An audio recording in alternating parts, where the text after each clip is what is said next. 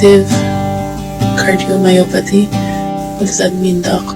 It's a rare condition where the walls of Aya's heart become stiff, making it difficult for her heart to fill with blood properly.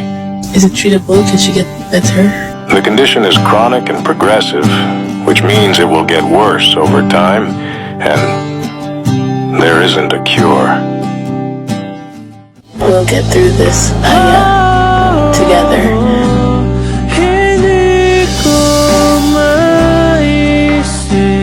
We don't have forever, do we?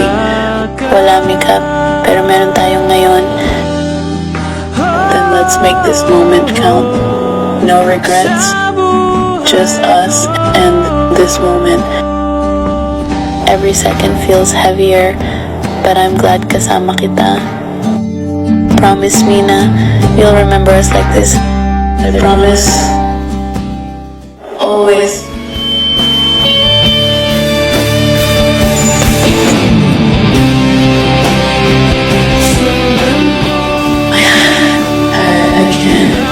I can't lose you. Please just hold on a little longer, huh? Balik ka agad, Mika. I will, Aya.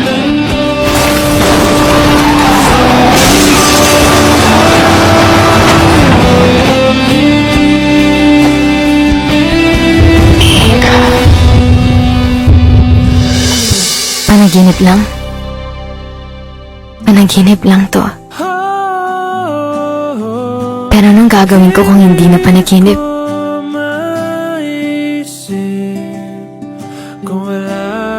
Paano kung totoo na to?